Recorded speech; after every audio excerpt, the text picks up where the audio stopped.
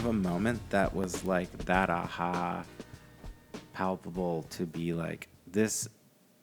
Before this happened, I thought one way, and after that, I thought of things a little bit differently. There was an endless succession of moments. So I can go back and just trace one after another after another after another, like they've never stopped for years and years and years. So sometimes there's an intellectual dimension.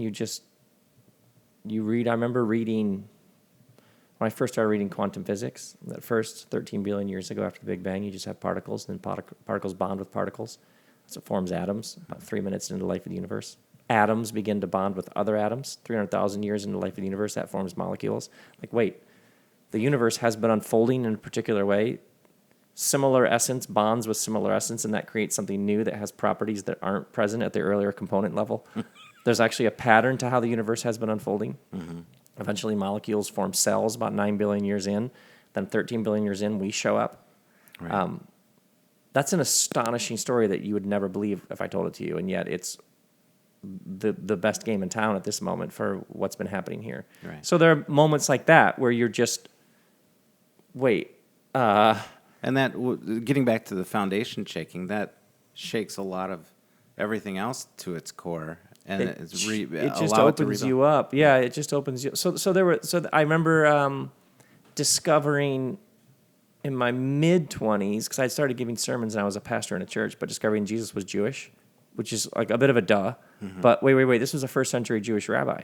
So most of what he's saying, there were two very famous rabbis before him, Hillel and Shammai, and they pretty much always disagreed on the big topics of the day. So most of the time when Jesus is being asked a question, there's a context there. People are wanting to know, do you side with Hillel or do you side with Shammai? Sure. And just a little bit of that background, and suddenly a lot of what he says, you see it in its context, and you're like, oh, this is like dangerous, political, subversive, clever, funny.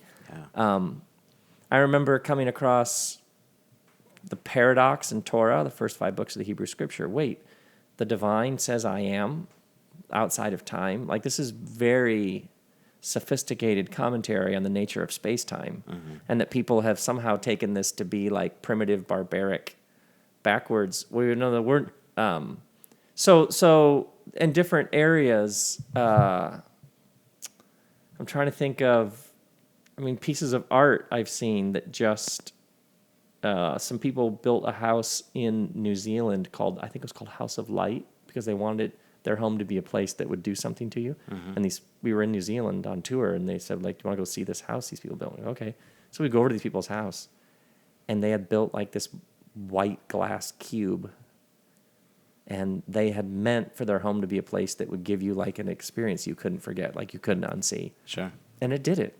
Yeah, we just walked into these random strangers. We just walked in the front of their house. They walked us through their house, and Kristen and I were just, it was like devastating. Yeah. What they'd done with this space. So I can go back through architecture, music, philosophy, sacred texts, cosmology, quantum physics. Yeah, that's the beauty of it. It comes in all the doors, let alone surfing. A number of things have happened to me in the ocean that I don't even know how to talk about. So I don't, other than because they're hard to describe, or you want to just have it for some yourself? Some of it's just for myself. Some of it's just a wave. It's an orbital pattern of energy moving across the face of the planet, and you get in it, on it. You get in science, like you're riding science, in terms of like a manifestation of something. And when you get in the water, you wait for the wave, so you adjust to this larger time frame that's out of your control.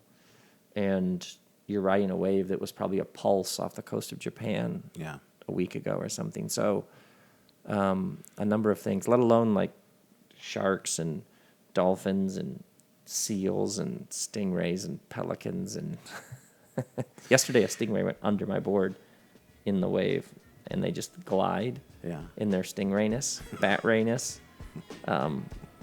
And you just sort of... Yeah, you just have experiences over and over again that do something to you.